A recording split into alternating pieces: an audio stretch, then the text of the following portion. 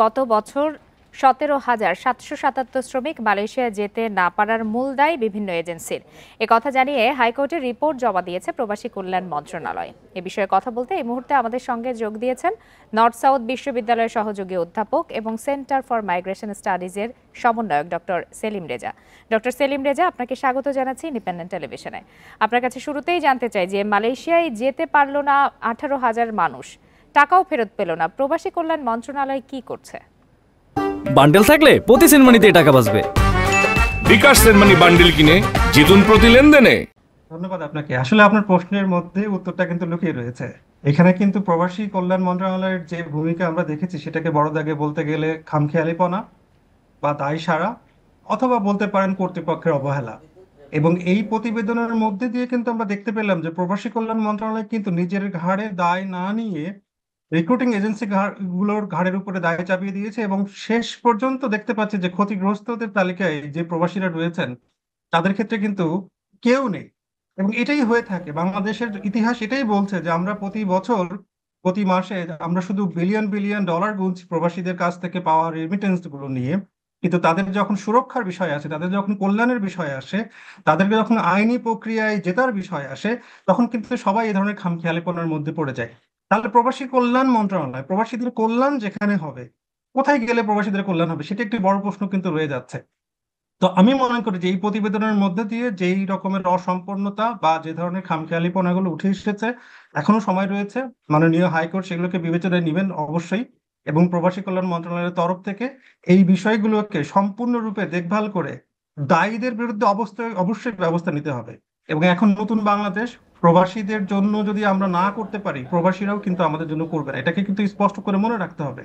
আর আমরা প্রবাসীদেরকে শুধু টাকায় মেপে যাব, তাদের যখন সুরক্ষার বিষয় আসবে, তাদের বিরুদ্ধে অনিয়মকে যখন মোকাবেলা করার বিষয় আসবে, তখন কেউ দায়িত্ব নিবে না, এটা তো হতে পারে না। এবং সেই কারণে আমি মনে করি যে প্রবাসী কল্যাণ মন্ত্রণালয়ের অনেক দায়িত্ব রয়েছে, এবং রিপোর্টে যে ধরনের ভুল ভ্রান্তিগুলো এসছে বা যে ধরনের অসম্পূর্ণতা রয়েছে সেগুলোকে প্রবাসী কল্যাণ মন্ত্রণালয় ঠিক করবে, এবং দায়ী রিক্রুটিং এজেন্সিদের বিরুদ্ধে অবশ্যই ব্যবস্থা নেবে।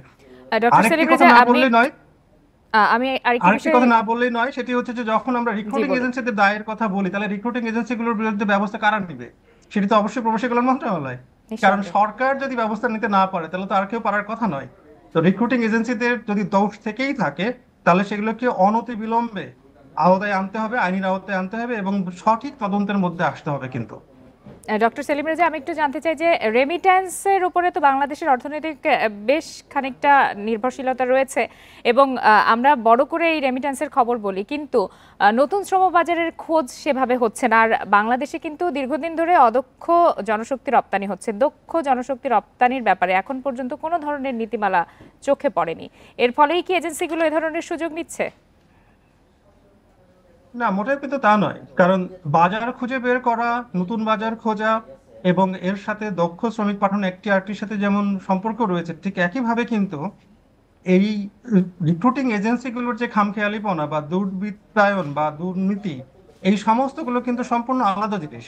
দীর্ঘদিন ধরে এই লাইসেন্স পাওয়া রিক্রুটিং এজেন্সিগুলো তারা এতটাই খামখেয়ালিপনা মেতে উঠেছে, এবং রাষ্ট্রের তরফ থেকেও তারা কিন্তু বিভিন্ন ধরনের পৃষ্ঠপোষকতা পেয়েছে। আপনি জেনে থাকবেন যে আমাদের এই বিগত সরকারের অনেকেই কিন্তু এই রিক্রুটিং এজেন্সি ব্যবসার মধ্যে তারা জড়িত হয়ে পড়েছে, এবং প্রত্যেক মাসে মাসে নতুন নতুন রিক্রুটিং এজেন্সি তারা লাইসেন্স পেয়েছে। সেগুলোর কর্মপরিধি কি, তারা কি করে, তারা কোথায় তাদের হিসাবপত্র জমা দেয়, সেগুলো কিন্তু জনগণের কাছে খুব বেশি স্বচ্ছভাবে প্রকাশিত হয় না। তার মানে হলো যে এই রিক্রুটিং এজেন্সিগুলোর ব্যবসা কিভাবে পরিচালিত হয়, বা তারা সরকার নির্ধারিত ব্যয়ের বাইরে প্রবাসীদের কাছ থেকে কতটুকু উচ্চ ব্যয় নিচ্ছেন, সেইগুলো নিয়ে কিন্তু কোনো ধরনের দেখভাল বা কোনো ধরনের মনিটরিং বা কোনো ধরনের এসব বিষয়ে স্বচ্ছতা আনা খুবই জরুরি। ডক্টর সেলিম রেজা, আপনাকে অসংখ্য ধন্যবাদ আমাদেরকে সময় দেওয়ার জন্য।